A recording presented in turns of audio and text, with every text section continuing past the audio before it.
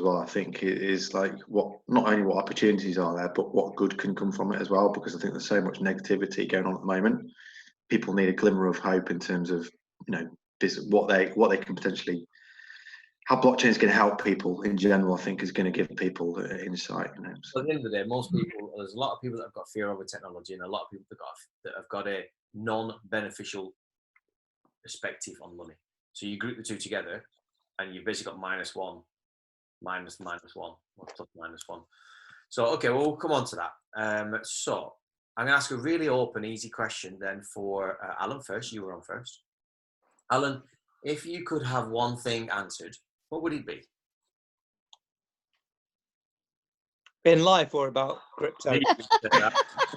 Well, for now, just for this call, we'll stick with blockchain-y, crypto-y, financy related box-ish.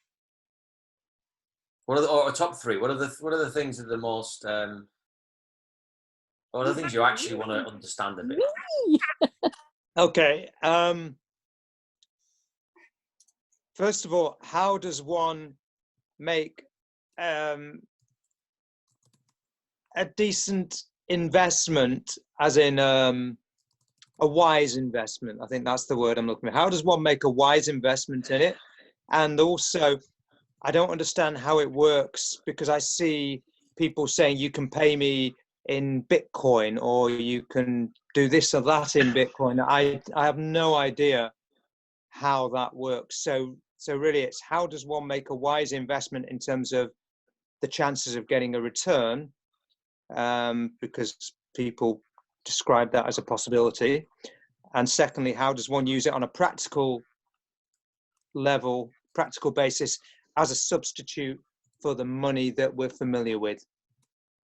Okay, fair enough. I got those questions. Freddie, your turn. Yes, okay. I am not a young person. I am in my 60s, nearly 70. So I live on pension, not just one. And I am just about comfortable. If they do something drastic to people's pensions, I will be in the shit. So I want to know, how will it benefit me? Will it benefit me to invest in blockchain? And if so, how do I do it? And what happens after I've bought some? Don't understand how it works. That's okay. So, all right, cool. Nice questions. So I'm going to just begin with how it works, and I'm not going to answer it, because I'm going to say this. There are many things you all use right now and you have no idea how they work, but you like what they do. TVs, mobile phones, radios, laptops, internet. Pretty much I'd say there's more stuff we use every day that we don't know how it actually does it than we do. Yeah. But I don't know how the toaster works, let's say, but I know when I put bread in, I get toast out. And I know if I turn the dial, I get darker toast. That's actually all I need to know. So we could spend ages understanding how blockchain works. No, you're right. Don't need it. But we don't need it. Well, not on this call. And there's other call. The first one, there's tons of really good videos out there that summarize it really well. And the first call we did, we really went into like, what is a blockchain? Yeah. All I will say, I won't say anything. I won't say anything. That's all I'm going to say to that, how it works. Yeah. What I will lead on to from this one though is, okay, well, I don't need to know how it actually works, but how could I use it? Which was Alan's question. Yeah. So I don't know how money moves around the world, but I know if I have a card, I can buy something. Yeah. Think of it like this. Blockchain is a technology. Crypto is one use of that technology. I'll give you another example. Sorry,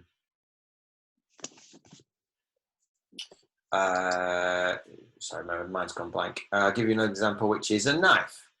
A knife is a technology. How I use that knife, kitchen, war, butchering, axe, yeah, is an application of that technology. So crypto is just So blockchain is a piece of technology that allows for transparency. It's very fast. It's highly efficient. It's transparent. There's lots of benefits for this technology. And at the same time, someone has applied that technology in finance, and we call that crypto.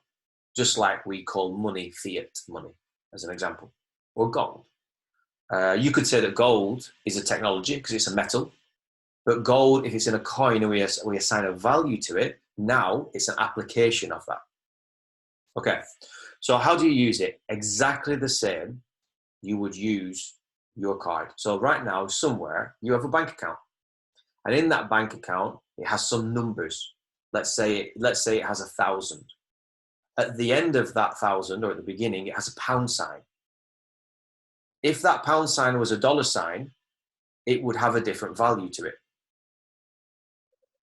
It would still say 1,000, but if Freddie has $1,000 and Alan has 1,000 yen, Chinese yen, and you each draw out 1,000 yen, who can buy more bread, Freddie or Alan? Okay, bad example. What it's worth, isn't it? Well, yeah, well, the Chinese yen, you're talking, they work in millions, so 1,000 yen. Exactly. 1,000 yen is like, I don't know, 10 quid or something. So if Freddie draws out £1,000 and Alan draws out 1,000 yen, even though they're both 1,000, they've got different values. Yeah, Absolutely. exactly the same in crypto. I have 1,000 of this coin and I have 1,000 of that coin. If I go somewhere and I spend them, they're worth different values. It's no different. So instead of Chinese yen, British pound, American dollar, instead we have things like Bitcoin, XRP, Ethereum. Yeah? Just think of them like currencies. Forget what they do for now, because we're only talking about the application of value, money. Because they can do lots of things. Yeah? So if I was holding a gold coin right now worth £1,000, it's worth £1,000. Someone else could say, well, that's actually also used in audio equipment for good quality connections. It is. It's got lots of applications, but right now we're only talking about it from a money perspective. Have I got you so far?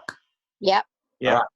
So spending crypto is no different to spending pounds. You have an account somewhere. Forget where. Instead of bank accounts, just call them crypto accounts. It's easier. Yeah.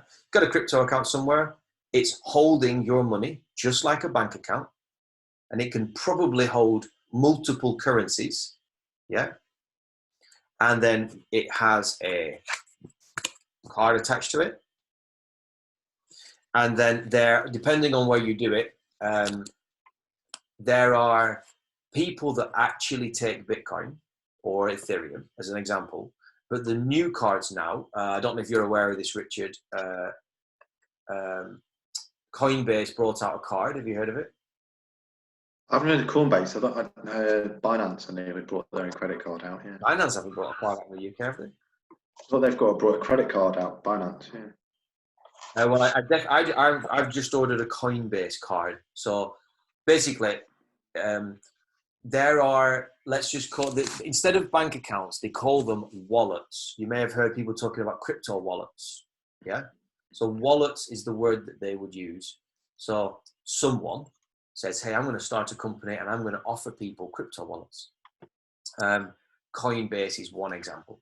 And so you keep your coins on Coinbase, just like you keep your money in a bank account, and then you can order a card. And then the way it works is it's like a MasterCard or a Visa card. And then you spend money. So let's say I go to a shop, I buy a loaf of bread, it's £1. And then my phone will say, what do you want to use to pay for that? So let's just say I'm only holding Bitcoin. Yeah. It probably wouldn't ask me. And I'd say every time I spend money, take it out of my Bitcoin. And it would just do a conversion in that moment. So if today, let's just say the loaf of bread is £1, and let's just say that your Bitcoin is worth, that one Bitcoin is worth £1, then you'll buy the bread and you'll have one less Bitcoin in your account. Forget the numbers, just understand the context and the logic. Does that make sense? Yeah. Yes. Just like right now, if I go to, I've got a British account. If I go to Germany and I spend 10 euros, 10 euros won't come out my account. Probably £8.70 will come out my account, because my bank account will have converted 10 euros into pounds, because my bank account is in pounds, not euros. Does that make sense? Yes. Yes. 100% sense? 99. Okay, that's cool. But you can understand using your card in Yes, another country, yes, yeah? yes. No different. It's no different whatsoever. Somebody offers you a bank account that's crypto. They give you a card. You go spend it. Yep. That's it. Now, the big difference is, over the course of a year, bread, the price of bread, probably won't change. Over the course of a year, the £1,000 in your bank account will still get you the same amount of bread in January as it will in December. Make sense? Yep. If you have a crypto account, over the course of a year, well, over the course of a week, you may be able to buy vast differently amounts of bread, because it can go up and it can go down at levels that would make most people shit their pants. Oh, did you speak? Why? Why? Because it is. Simply. Pardon? Simply why? Okay, and I'll try to. Well, okay, I'll give you 3 answers to it. The first one is because it's brand new technology that people are still, that isn't mass adopted. And people are not using it as a currency at the minute. They're using it as value, like gold. And the price fluctuates according to the general collective conscious of what people think. So if everyone suddenly thinks, did you ever hear about I only found this out last year, the tulip wars? Am I saying this right? Richard, you're nodding. Like, there's something about the price of Dutch tulips was worth thousands. Is that right? It was the first kind of like trade price war and all that kind of stuff, because of it was the first kind of a proper sort of cross-border trade And so issue, wasn't it? Yeah. They basically, like, we're just talking about tulips. The price of tulips went up and up and up to levels that you would just be crazy. Yeah, it's just a flower, but it's not just a flower, because you know when they say, "Oh, I'll sell you my iPad." Richard, do you want to buy? Sorry, Alan, do you want to buy my second generation iPad for £4,000? Bit much, that. Yeah, it's a bit much, but to me, it's worth £4,000.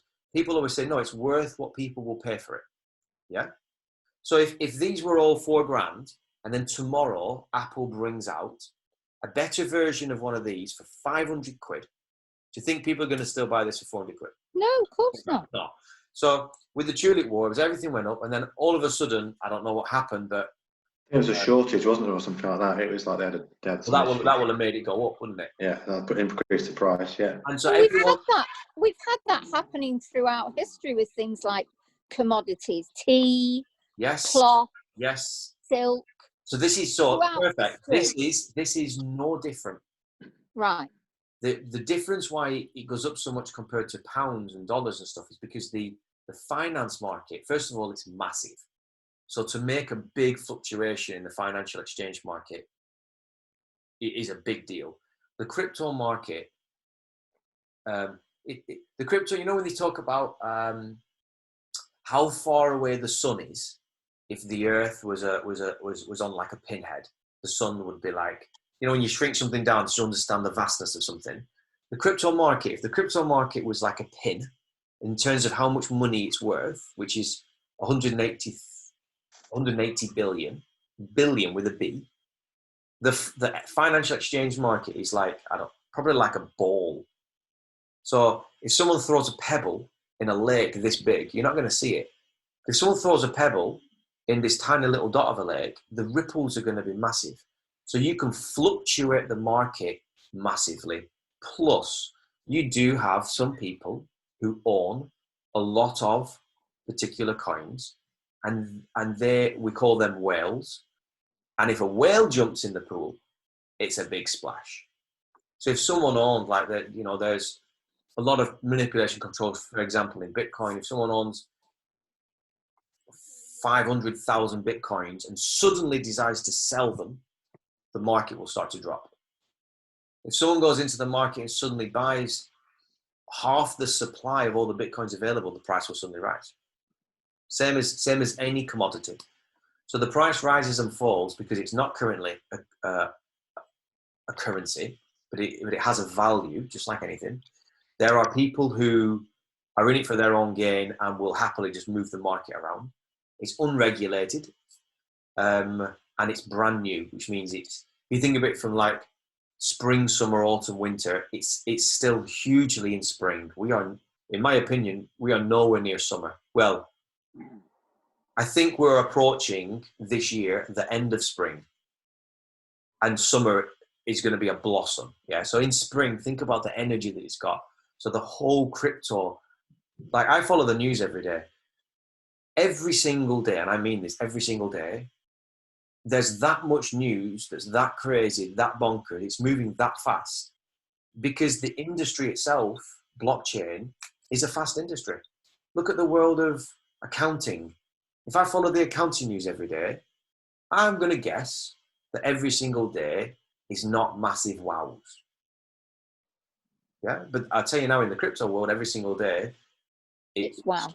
All sorts happens. And I don't just mean like the price goes up and down, loads of other stuff. There's new everything, because it's in spring energy. There's companies starting, there's companies failing. So we'll leave it at that. That was to answer. I explained about the cards and how you buy stuff. And I said, but over the course of a few weeks, a month, or a year, the price will change massively. And that was my answer to why the price might change massively. How am I doing keeping you both here? Are you good? Yeah. Yeah, good. Yeah, cool. Okay. And I'm not being facetious though, because I can use really complex language, and I'm trying to make sure I'm enjoying trying to explain it so that it's really understood. Okay, so let's move on. So how does it work? We're kind of not covering, we've done a little bit. How does one use it on a practical basis, just like anything else, but be aware the price will change? So then let's cover, as a pensioner, how does it benefit me? Can I just go back? Yes. You know, you were talking about buying a loaf of bread and how that's probably not going to change very much in quite a long time. Although I envisage the price of food is going to rise because we're going into a recession with ordinary money now. I'm a bit hung up on, well, I can't go into a shop and buy a loaf of bread with my Bitcoin card. Yes, you can. So it's not a Bitcoin card. It's a normal MasterCard. It's a normal card. Think about it like this, Freddie. Have you ever left the country? yeah, Freddie, have you ever left the country? yes, sorry. Where was the last country you went to? The States. You were at USA, yeah? When you were in the USA, did you use, who do you bank with? Barclays. Did you use your Barclays bank whilst you were in the States? Yes. Well, how did that work? You don't have any US dollars in it. I changed my cash. No, I went to a machine in the airport and told it to give me dollars out of my pound account in Barclays. But you weren't holding any dollars, were you? In your account? No, it had to change the money into dollars. Exactly the same. So in your account, you hold Bitcoin. As an example, you go somewhere and you spend it, and the machine will say, I'm going to need to do a conversion. And today, right now, there is a rate. Are you happy with this conversion? So when you went to the bank, when you went to the ATM, you'll have put your card in, you'll have done all the stuff, checking account, whatever it is, and then you'll have said, I want $1,000. And the ATM will have probably said, I'll give you $1,000 and this is the exchange rate. Or do you want your bank to do the exchange rate? And you probably said bank. It doesn't matter what you said, but someone did an exchange between pounds and dollars. Well, it's exactly the same with this. Instead of it holding pounds, it holds Bitcoin. You go to America, you buy something, and it says, I need to convert whatever currencies on your card into whatever you're spending. And you will agree the rate. It's no different. Right. Okay. And I think I'm with that. Just like if you went to any country, you use your card, there's an exchange rate. So right now, so let's see. Right now, I can tell you this. The price of one Bitcoin is $7,249. Now, the Bitcoin can be broken down into infinitesimal tiny pieces.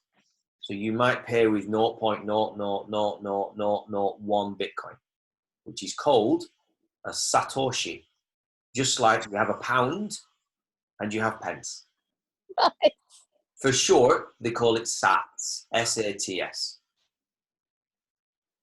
How many decimal place? Pop question. Richard, how many decimal places Bitcoin? How many decimal places? Yeah. I don't know the answer to that, no. I don't know either. 8. 8. So, however many that is, 8 would be what? 80. So 99,999,999 sats. If you have one more sat, you get a Bitcoin. Because it has 8 decimal places. So the price today is that. So if you came to my bank, if you came to me and said, Daniel, I've got some Bitcoin, I want some cash, and let's just say I had a lot of cash lying around, I'd say, cool, I'll give you some Bitcoin. And it's currently, right now, today, it's worth 7,251. You're like, cool, you happy with that? Yeah, cool, give me your Bitcoin. There you go, I'll give you the cash. And what would that have been worth, like when Bitcoin was launched? What was it worth at launch? Cents. Yeah. Cents? Like a penny, 2 pence, 10 pence? Seriously, Ian? Oh, yeah. Wow. That's When was it insane. launched? 2020, no, it wasn't 2012. It was the day after. 2009. Day after the financial crash. So are we too late? 8. That was 28. Hang on, too many questions here. It was the day after the financial crash because there's a lot of question marks over the timeliness of the launch. Richard, what were you going to say? It was 2008, 2009, yeah. Yeah. I want to say it was August 12th. The crash, the official crash happened on the 11th, and it might not be August, but August is in my brain. And Bitcoin, the whole thing kind of got released in 2008, on the 12th. Richard, Alan says, are we not too late? Is that what you said? Yeah, because it seems obviously to have ballooned so incredibly from that seed. So I'm going to leave the which one do you invest in to the last question. I'm just going to double check one thing, because the last 2 questions I've got is, as a pensioner, how will it benefit me, and how do you make a wise investment? Before I do the investment side, I want to check with Freddie, as a pensioner, how will it benefit me? Do you mean financially, or do you mean in life? Financially. Okay, so it's the same question in a way as Alan's. Yes. Yeah. Okay, so then we'll come on to the question. So before we start talking about other coins, my opinion is that we are really early to the game. So I'm not pro Bitcoin, but I'm just going to put that aside for now and just talk in general. So have you missed the bubble? First of all, Bitcoin was worth 20,000 a couple of years Years ago. a Yeah. couple of years ago. It's crashed. It's gone up. There have been multiple times where everybody has said, "I'm too late." Yeah. Even a couple of months ago, Bitcoin was worth $9,000, and then about 4 weeks ago, the whole market lost anywhere between 40 and 70% of its value, and Bitcoin went down to 3,400. 3,400. It was worth 10 grand a couple of weeks before that. Yeah. So I'm just giving you that an idea. Now that's not normal. That was a flash crash. It caused a lot of shit, and but that's the volatility in it. Remember that just like a house, when someone says, "Oh, my house is in negative equity, it's worth less than my mortgage." If you're not selling it, you haven't lost anything. So always remember that. This is why it's not currency. You can spend it, Right. but to move all your money into it as a currency, you could find out tomorrow you've got no money. So so Bitcoin's risen, it's fallen. The general consensus of the market, the general mass market, is that Bitcoin will reach anywhere from 100,000 per coin to, I've seen, pick a number above that. I've seen anywhere up to like millions for one coin. Their argument for that, and first of all, if that was to happen, you definitely wouldn't consider 7,000 as missing out. Yeah. Their argument is because it's the only coin that no one owns. It's got a finite supply. There's rhyme and reason for what they're saying. And there's a lot of people for years that have said Bitcoin will be a store of value, like a digital version of gold. It will always be there and always have this value. And there's logic behind that. However, it's really important to understand, and most people, and you guys fall into this as well, because most people just talk about Bitcoin. Bitcoin, Bitcoin, Bitcoin, Bitcoin. Bitcoin is the first use of blockchain. Remember I said that a knife is a knife, and the first person that made a knife probably made a knife to kill an animal, probably, or to do something with eating. But now we use knives for whittling wood and all sorts of stuff. So Bitcoin as a technology is very old and very slow. It's a bit like tapes, yeah? And no, let's just say records, and forget that records sound nicer. Yeah, records were the first, correct me if I'm wrong, recorded music. Is that right? Mm-hmm. So imagine people went crazy for records. Yeah? Now imagine everyone starts jumping on the record bandwagon, and then someone comes along and says, "I've made this thing called a tape." Ignore for a minute that they require different devices. Just imagine if a record player could play a tape. Yeah? How quickly do you think people would adopt tapes over records? Very fast, because a record can hold on one side maybe like 5 songs. I don't know. It can't hold as many songs as a tape. Yeah. Yeah, I used to get a whole LP on one side of the tape. Yeah, so a tape can hold, let's just say a tape can hold double. Yeah. But then imagine next year someone comes out with a CD. And let's just imagine that the same device can play the CD. Yeah. How quickly would people adopt the CD?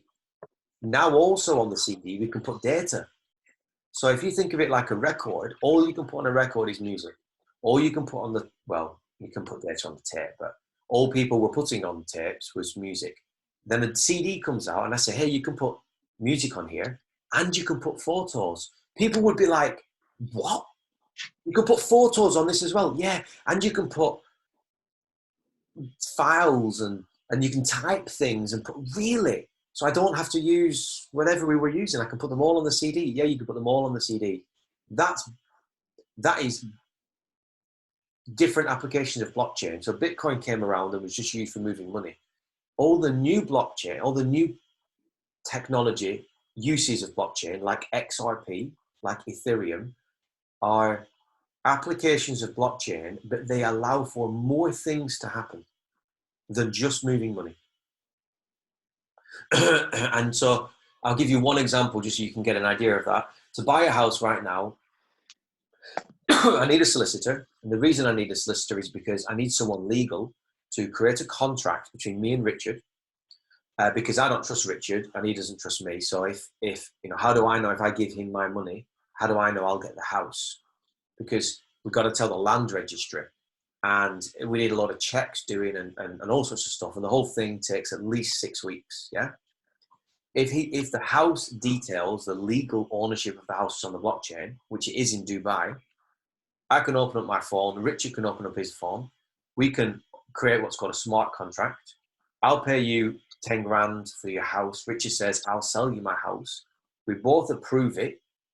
And at that moment, because we've approved it, the whole transaction happens in about 2 or 3 minutes. He gets his money. I can't stop it.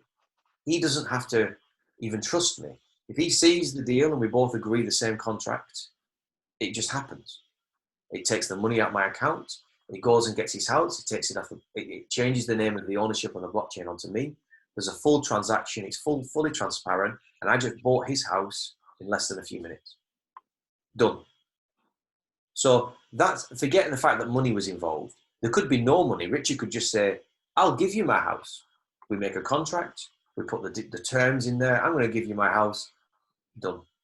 So in that moment, we moved value from one person to another without a middleman, without a third party, like that. No wonder the world's just going to completely change. I can imagine this is pretty bonkers for you, Freddie. It blows my head. Yeah. But this is no different to trying to explain the internet to How you. do I go and lie buy a loaf of bread? It'll get even bonker when you start realizing that you can buy bread with one piece of brick from your house. Yes. Yeah, because your whole house suddenly becomes value. You don't have to sell your house to get money. I can go and buy something and just sell a little bit of my house. But let's not go there. No. I want to go back to there's more than Bitcoin.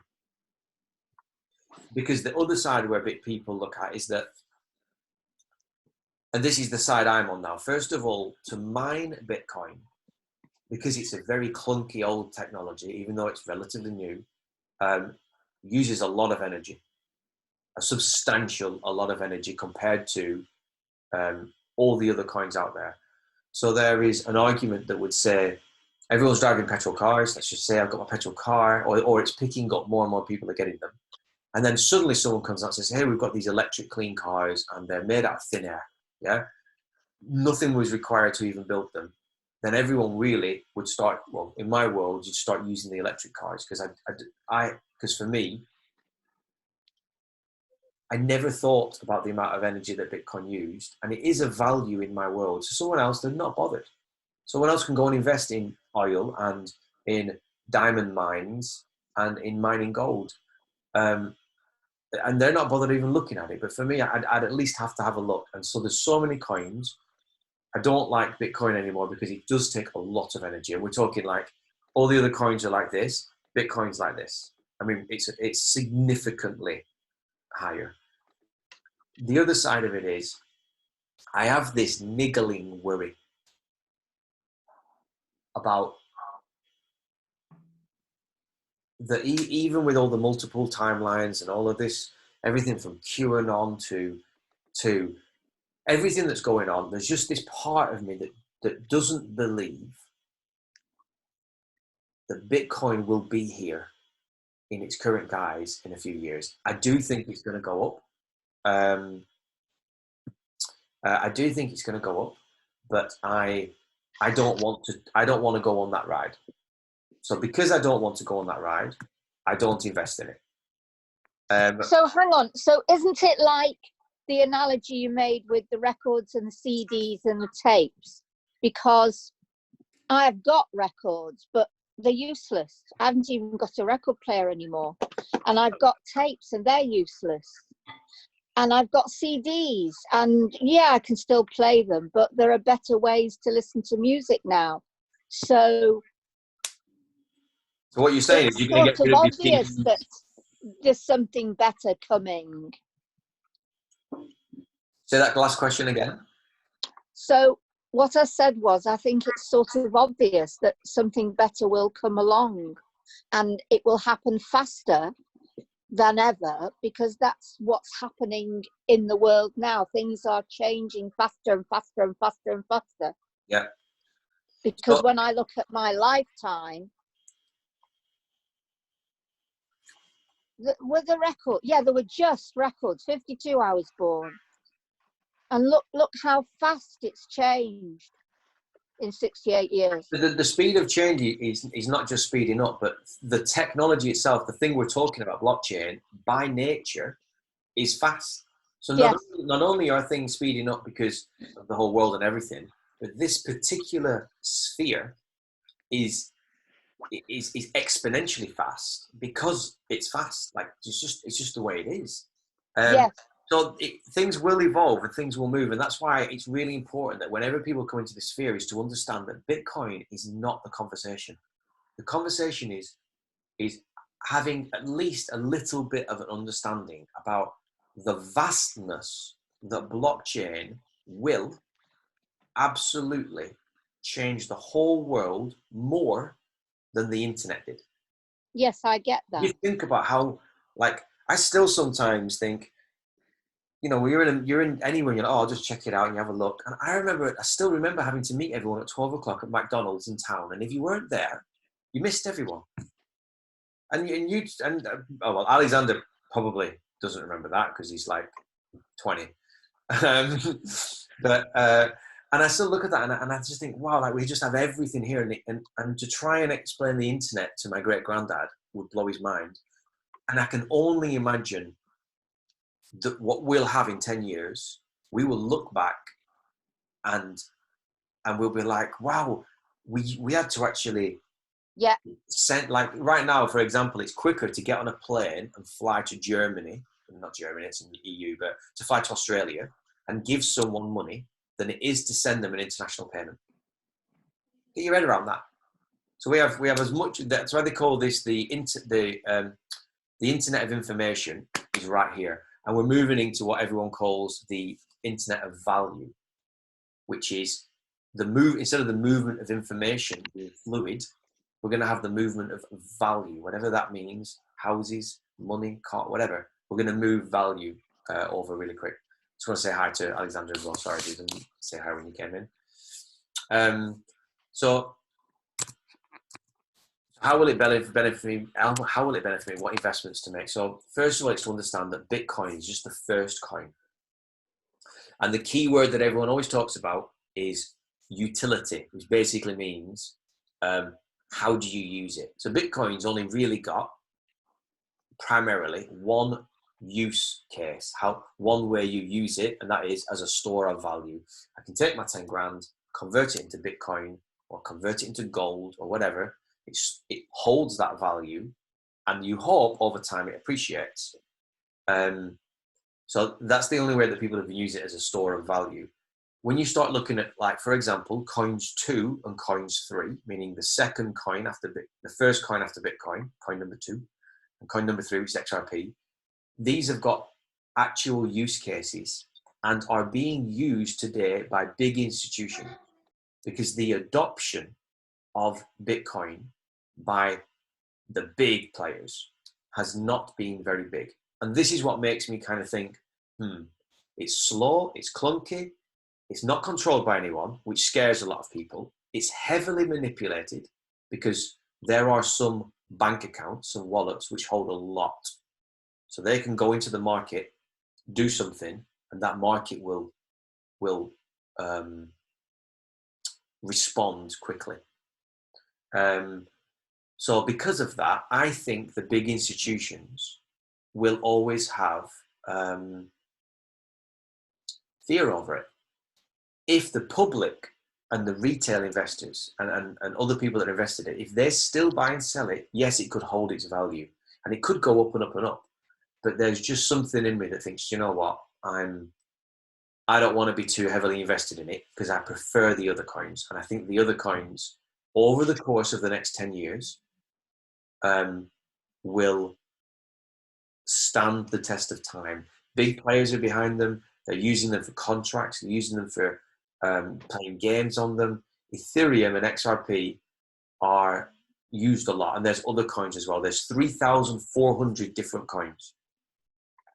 However, honestly, you don't even need to know about, especially for you two, you don't need to know about anything more than, I'd say, a handful of coins, because there's a lot of speculation.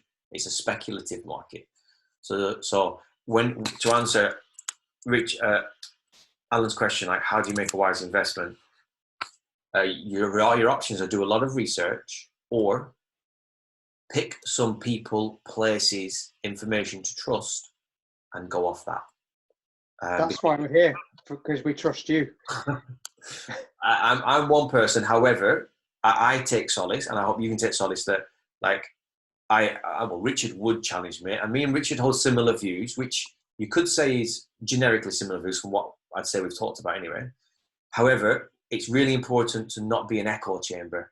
Like last night, I started following everyone that thinks XRP is stupid, and I followed everyone that thinks basically the opposite of all of these views that I've got, because I wanted to just understand what are the other views out there, to just prod and poke my stance.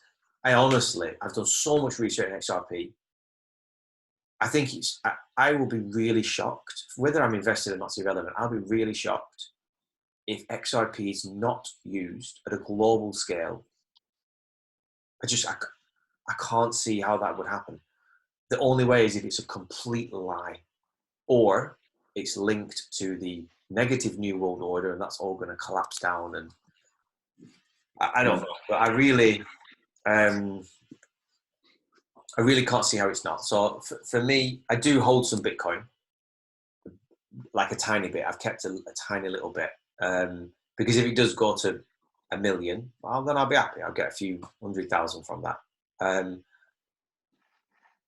And now, as far as the whole market goes, we're at the bottom, or we're at the very lower end. It could go lower, but it's looking like everything's going to rise.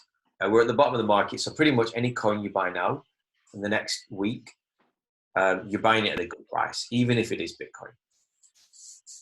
But if I had one piece of advice, I would definitely say, like, hedge your bets. If you're going to put some money into crypto, first of all, be willing to lose it, but you never really lose it until you take your money out. Yeah. So put some money in, keep 20% aside, because if the market drops further, then you can buy it cheaper. And buy, like I always recommend people, like 3 or 4 coins. Like, try not to buy more than 5. Spend 80% of your money on like coins that have got good, tangible benefits. And I always say, I'm not a gambler, but I enjoy the coins that are really, really cheap, that have got good stories behind them and look like they're going to get used and they're being bought up by the right people, that maybe in 2-3 years could be worth a lot. I like those as well, but they are gambles.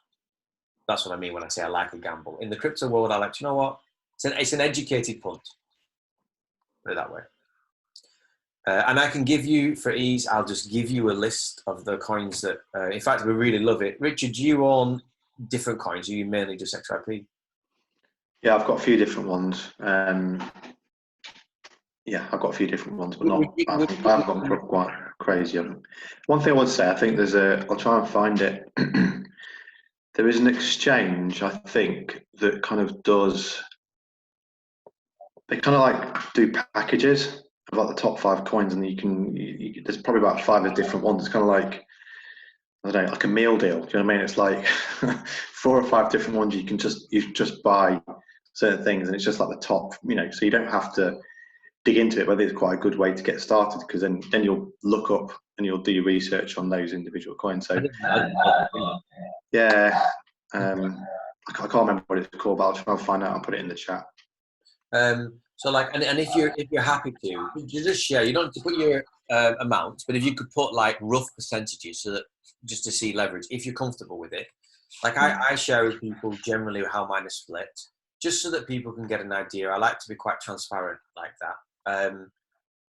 And you're just hedging your bets. You know what I mean? There's honestly, like, I think that in terms of use case, Ethereum and XRP are the biggest and the most used at the minute.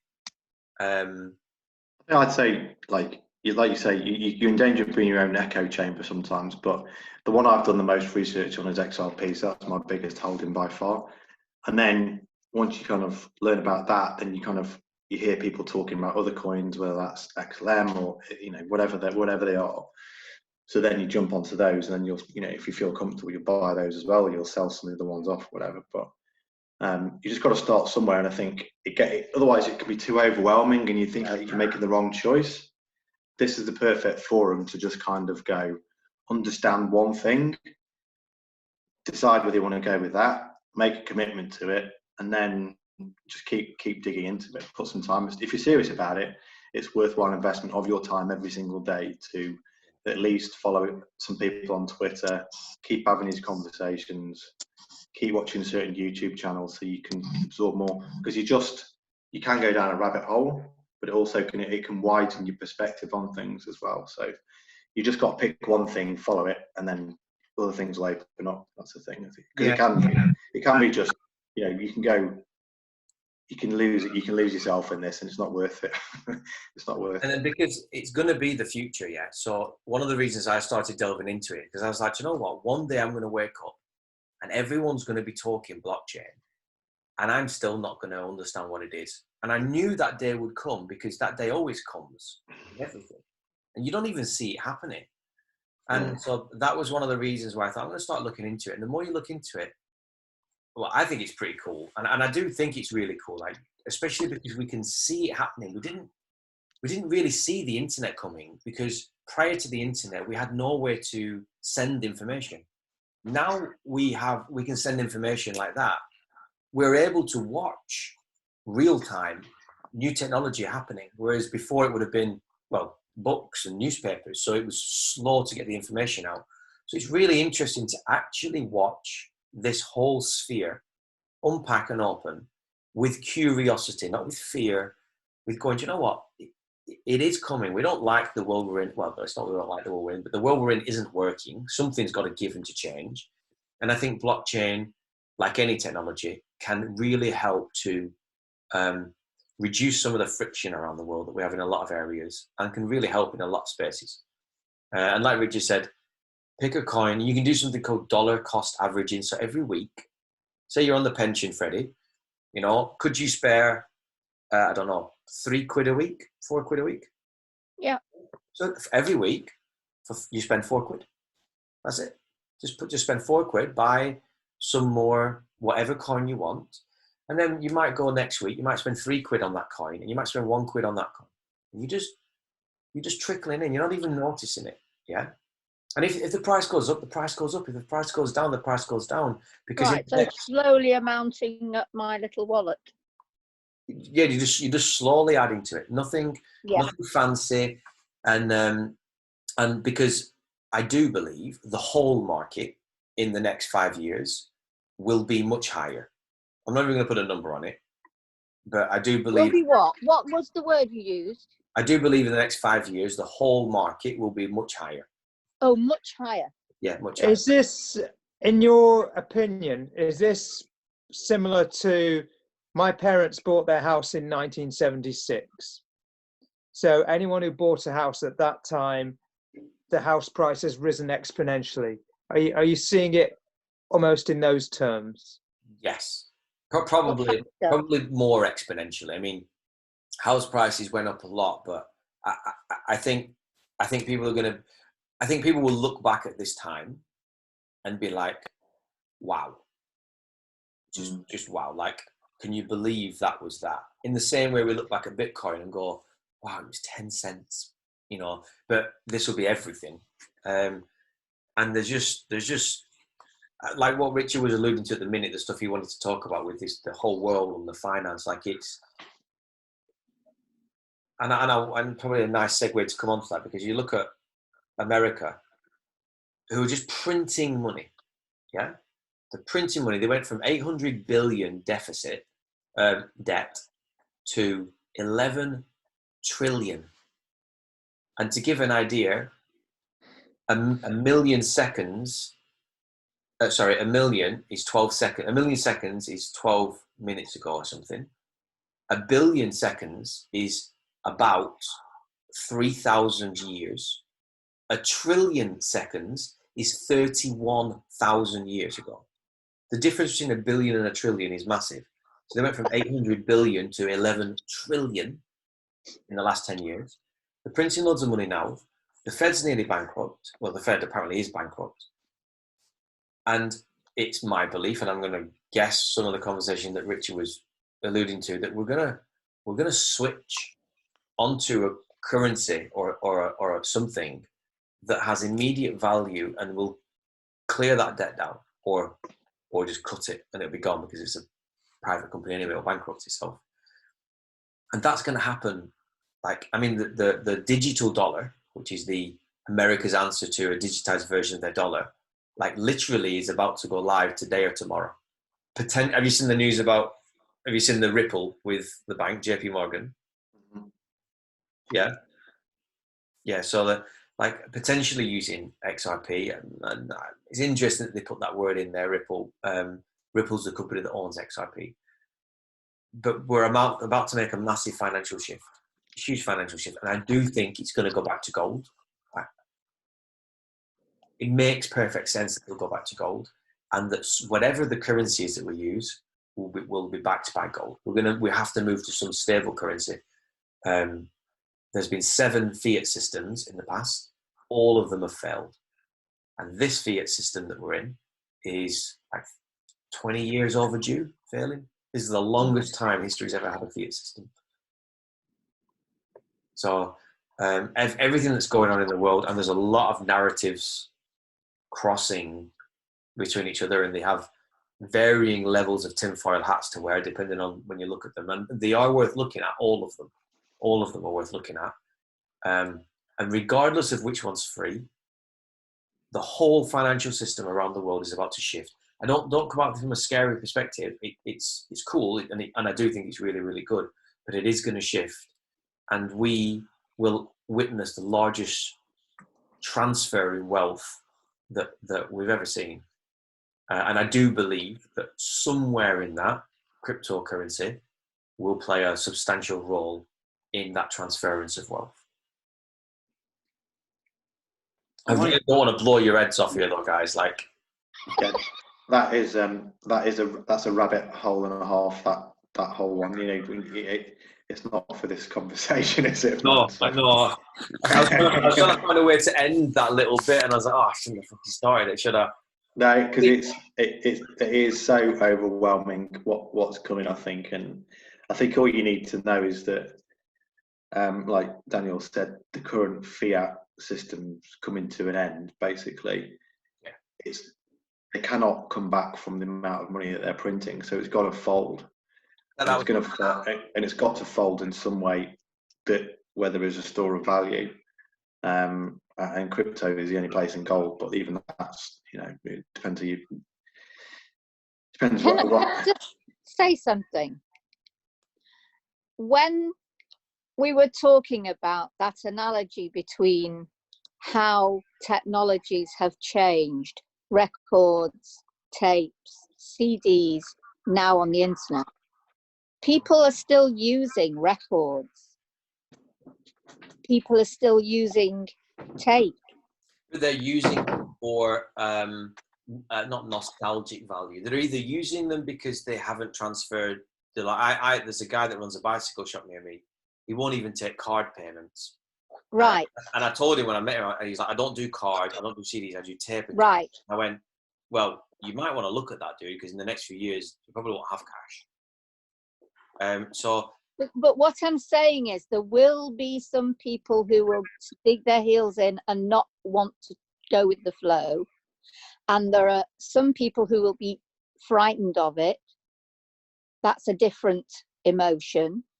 Like there are people who I meet all the time when life is normal who will not get online, even though everything that I see in my world points to, well, why do you not want to get online and be in today's world and get your news right now? Why are you using a very old phone? Okay, you can't afford a better one, but you're not even seeing the benefit of being online.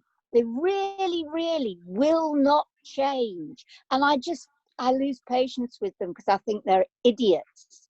But they are still here and they are still alive and living in this world using that old stuff. So when you say this fiat way system is failing and we won't have cash anymore, yes, it blows my mind, but it also makes me think some people just won't do it. Well, okay, So there'll still be the old stuff. So just to be I clear, can't say it properly. just 1 second, Freddie. So I don't think in the next couple of years we won't have cash. Like I think that for the transition from cash to digital is happening. How fast a country chooses to do it, I would say realistically within 10 years. Right. I would find it strange that we wouldn't have cash.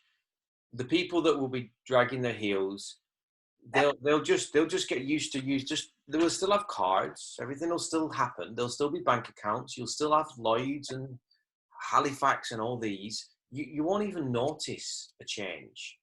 Like, you'll still spend money. Yeah, you won't suddenly look at your bank account and it'll go from pounds to Bitcoin. It doesn't. There'll still probably be pounds. It's the way in which it moves will change. You won't necessarily, you're not going to suddenly have to wake up and go, all the banks are closed down. If you haven't got a wallet, you've no money. That won't happen. No. No government, benevolent or malevolent, good or bad, wants mass chaos, because you Right. can't control mass chaos. So everybody wants the whole transition to happen as simple as possible. I just want to bring it back to the whole point, which is that we're in a space, we're at the beginning of that transition, and there is, I suppose there's opportunity. There's a time to look and go, I think these coins in a few years will be heavily involved in property, contracts, finance. They might be involved in, there's lots of different things. And again, I don't want to go into them, but it's just this whole notion that things are going to shift. We're at the beginning of that shift, and there is an opportunity to just buy at whatever incredibly comfortable levels you want to buy at, and speculate that in 5 to 10 years they'll be worth a lot more than you paid for them. Okay, so I can completely understand that and go with that, but in 10 years I'll be nearly 80 and and the little I know you, Freddie, you'll still be alive and kicking. of course I will, but I don't want to be the person on a call who says it could be worth a lot more in a year. Okay, but there are a lot of people who say it would. I certainly get it, and I'm going to get myself a wallet of stuff and go on doing more research into this and definitely get into it for sure. That's why I started with 3 or 4 quid, like just something that you're like, you know what? Yeah, and what I will do is put my son onto it, because I don't think he's thought about it at all, and he's 35 and should be doing this now. Yeah, I'm buying some for my nieces and nephews as well, and I'm going to put them on a little wallet, and a little hard wallet, and give it to them so that they can have it when they're old enough. I don't know. I've decided who decides when they're old enough, but the biggest thing is just overcome the fear. There's the media or whoever there's a lot of fear out there that Bitcoin is bad and all these things. Look, it's just technology. Is a car good or bad? Is a knife good or bad? It's just a car, it's just a knife. And it's just understanding that. And prices of things fluctuate all the time. I just bought a fire stick for 30 quid. My son went to get one yesterday. It was 50 quid. You know, this is what happens. Well, crypto moves It moves a lot. And that's the big thing I wanted to make sure is that, like, as Christina said, are you making sure that people that are getting into crypto from these calls are just understanding things? And I do feel that I do that. And I definitely don't feel like I overhype something. But it's just really understanding that it moves a lot. Daniel, I had a question. I remember in the last call, I don't know if you've spoken about it yet, around an exit strategy.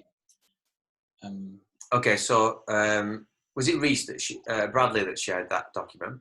Yeah. Yeah, so I've got a similar document I was going to share. I've got it on a Google sheet. As far as an exit strategy goes, and I'll share the numbers I get out at, but I watched a couple of videos and who'd gone through the last cycle, the last big up and the last big down, and he said, be really clear to yourself when you calm the prices you're going to get out at, so that when it hits that price, you don't have a point where you have to think about it. You just know that that's the price you're getting out at.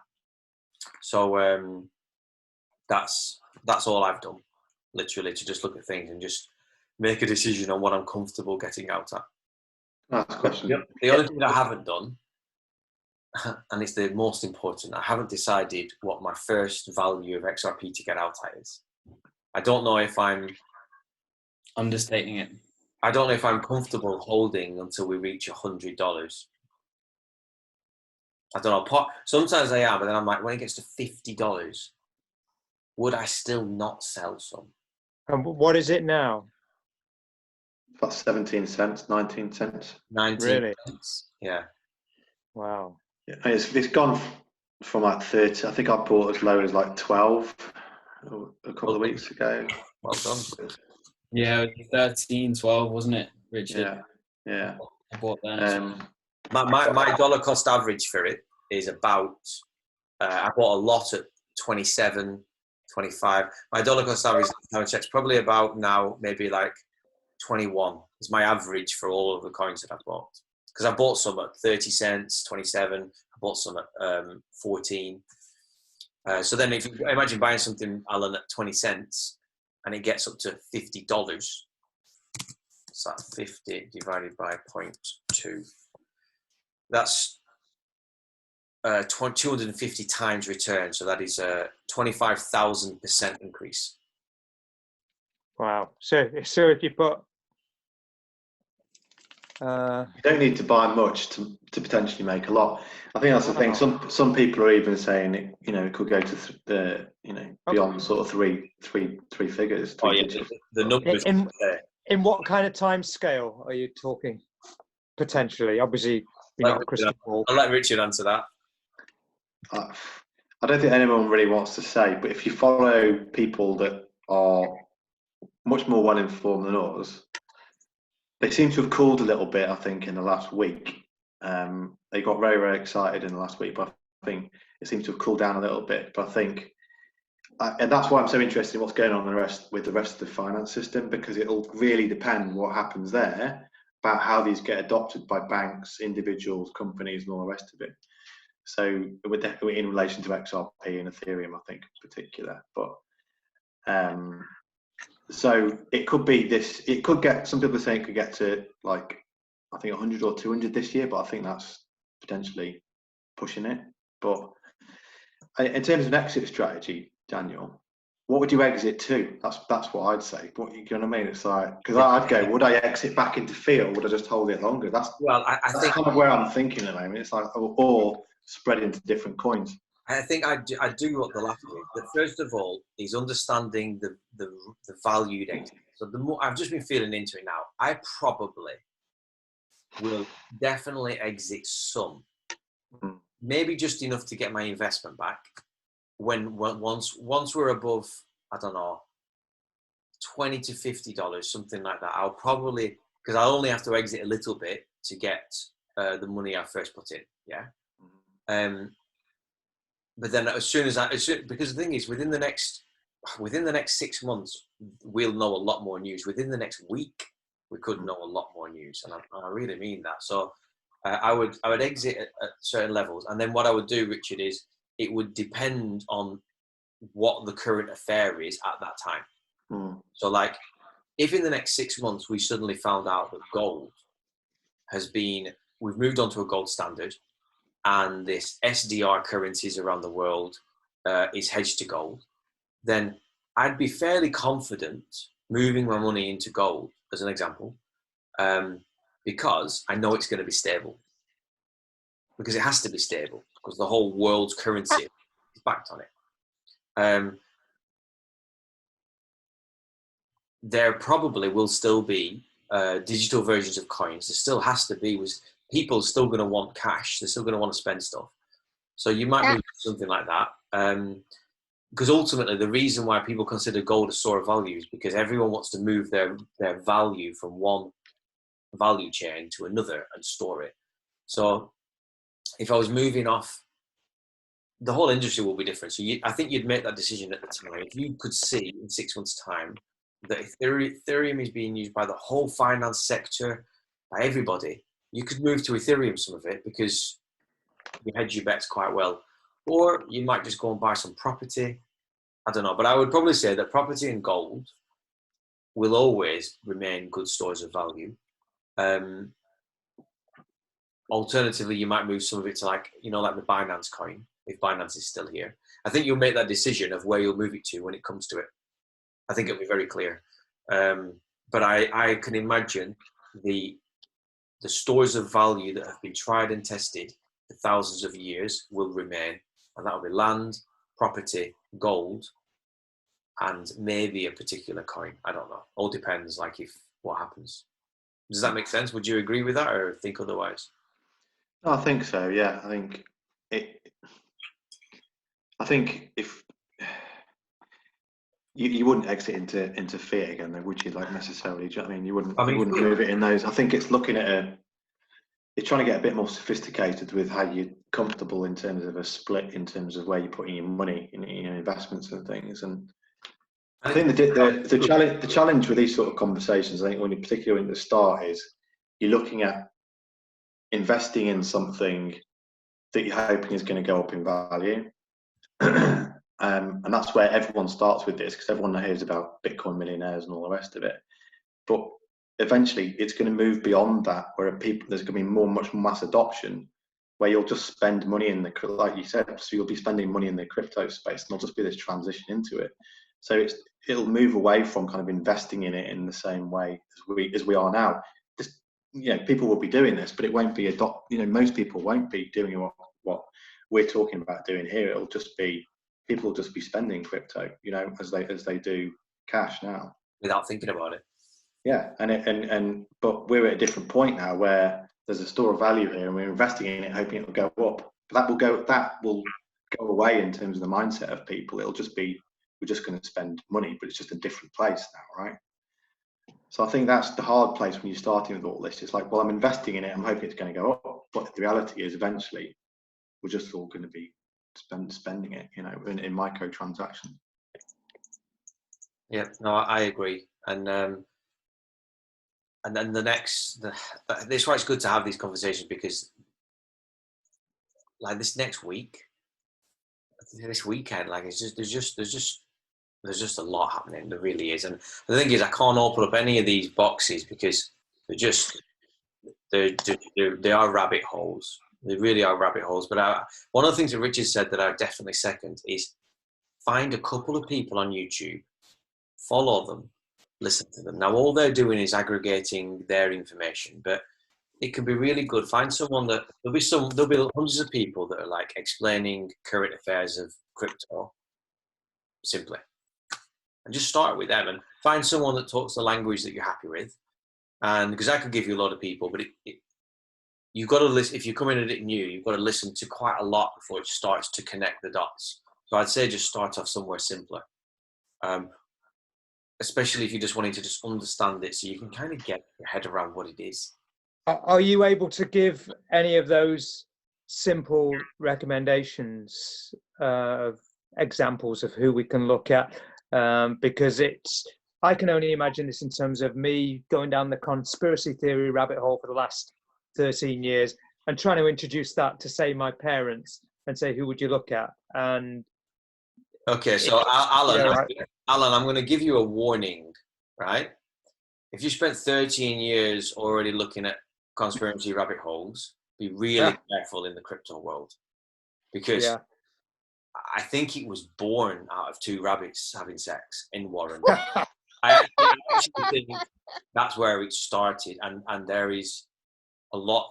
Rabbit warrens go far and deep, especially the fact that the white rabbit's being used a lot now as an analogy in a lot of areas. My point is,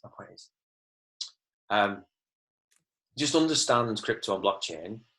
Spend less time in some of the more conspiracy realms, because you'll blow your head off, man. Blow your head off, it's bonkers. But I'm going to give you a couple of people that I remember that I've come across every now and again. One's called Crypto Dad.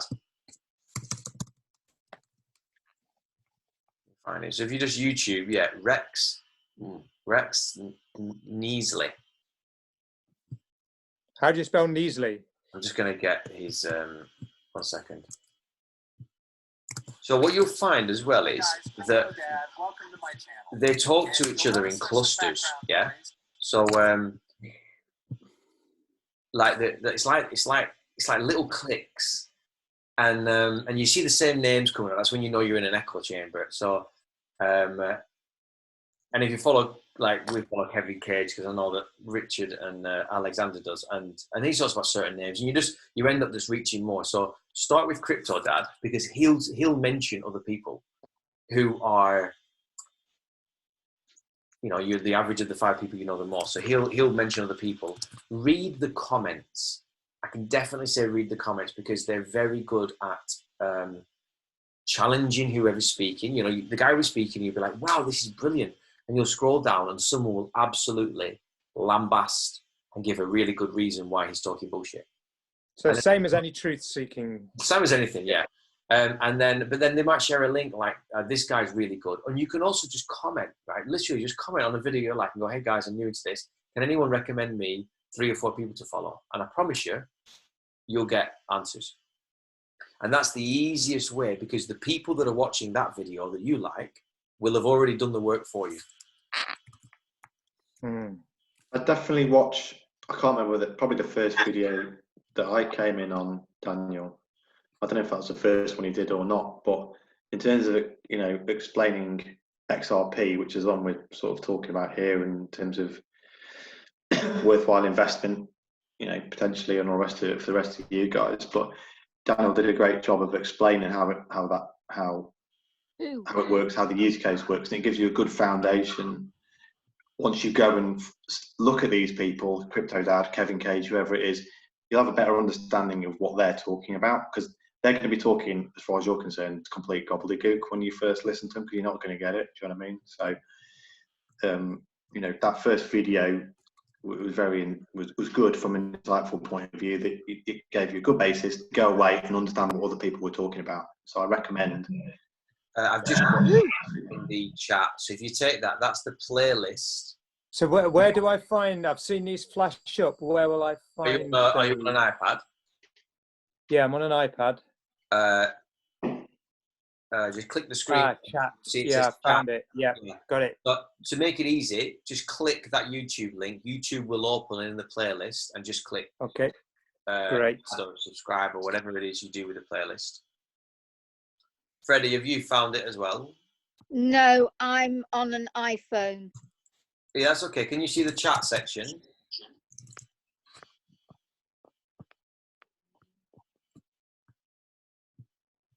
Do you know what? It's cool, Freddie. I'll send you them in WhatsApp afterwards, okay? Yeah. And then you've got it. Yeah. So watch that first video that I did to get an idea of blockchain, and then just start, like I said, start with like Crypto Dad, and just Google.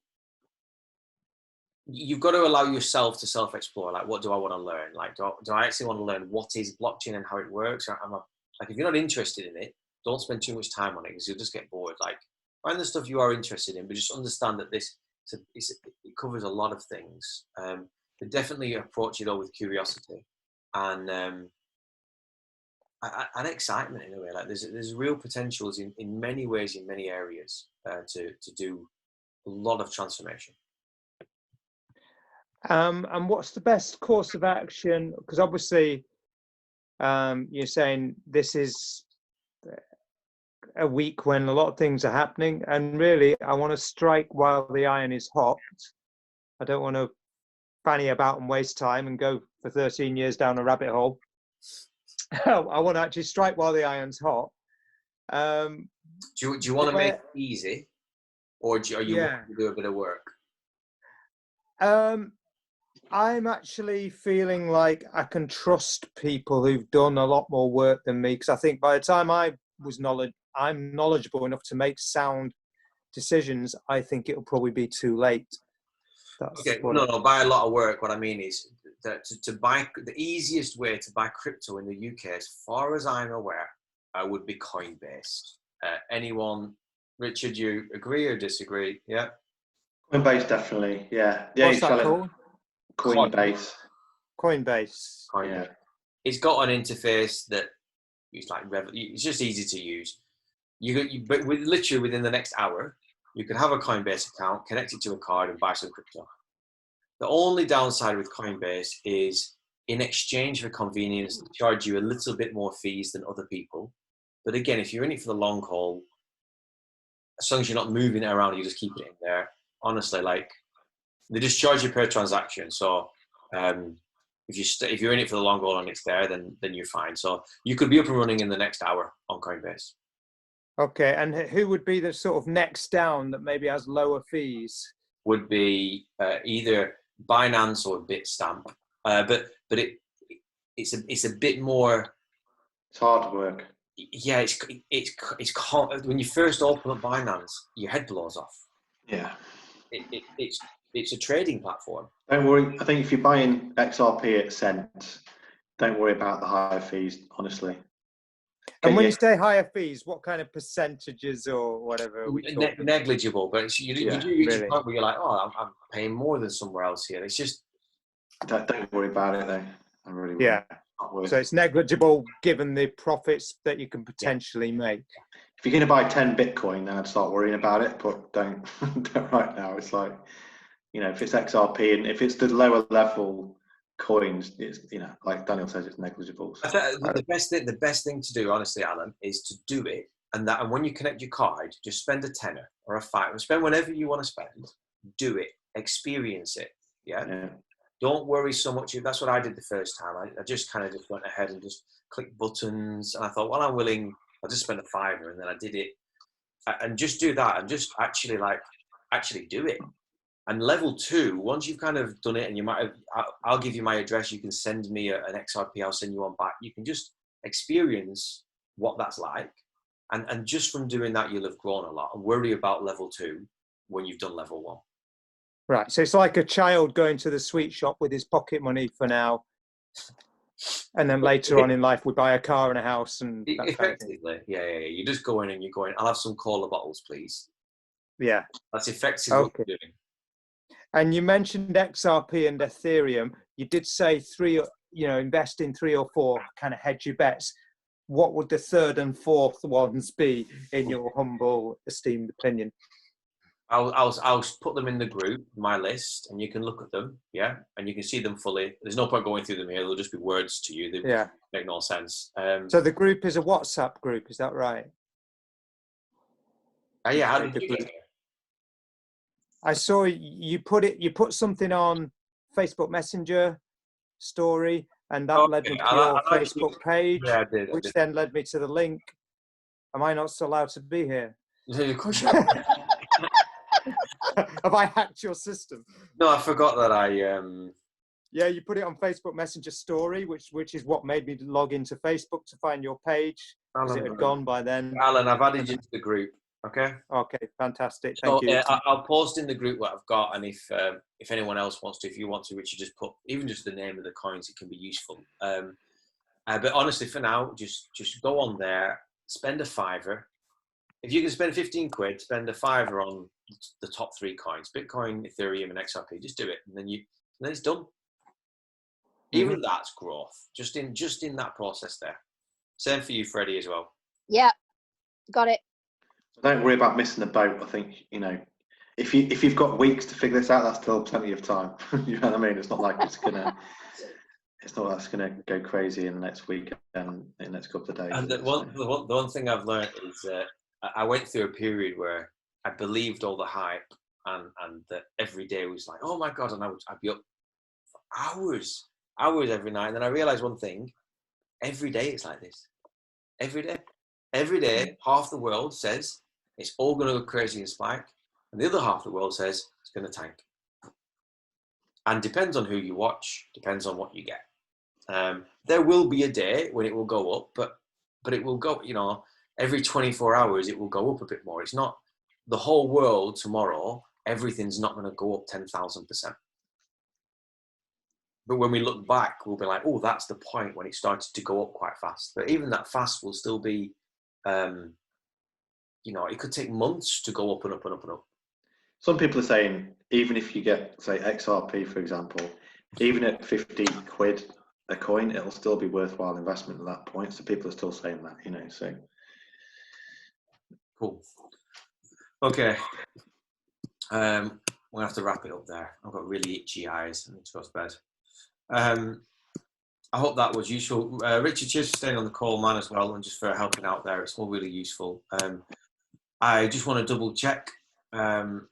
Freddie, how do you feel about everything at the minute? Very good. Very good. Okay. Very good. Thank you so much. Cool. And Alan? Yeah, I feel good about this. I'm a bit scared, but I'm very, very excited and optimistic as well, and a lot clearer than I was an hour or so ago. Thank you. That's cool. I can understand that fully. I really can. And but it's like anything you've never done before, you can feel that. But honestly, it sounds too good to be true, to be quite honest. No. That's my fear, but there's an optimism that it really is true, Daniel, your skill of explaining things is wonderful. Well, thank you. Thank you. Thank you so much. I wish I'd done that on the tech call I did the other day. I think I blew a lot of people's heads off. So I actually sent written apologies to them. So I'm sorry if I like explaining things simply, but I think I went OTT on that. Anyway, Richard, you all good with stuff, man? Yeah, I just like being part of the conversation, and I could just chat away about all sorts of stuff at the moment. I'm just happy to be involved, and Nice one. I'm still pretty new to it, so it's happy just to be involved, like I say. Nice one. I'm going to make them regular now. I think last week I just got a bit caught up with stuff because having a bit of regularity is good, and it allows us to just, like I said to you, Freddie and Alan, it is a coffee percolator. It just every day another layer comes off. You're like, okay, I get that, and it'll click one day. So don't try and understand everything today. Just know it's coming. Just know it's here. I get that too. Yeah. Yeah. Alexander, you all good, man? I know you missed the beginnings and stuff. Yeah. All good. Excellent. All right, guys. Well, listen. Thank you for another call. Really, really nice. Thank you. I'm going to send a diary invite out early, or that link again. So just book on, and we'll have another call same time next week. Probably a bit earlier. Probably 8 o'clock. Okay. Nice. Thank you very, very much. Thank you. Thank Really, you, man. really Bye. See you guys. good.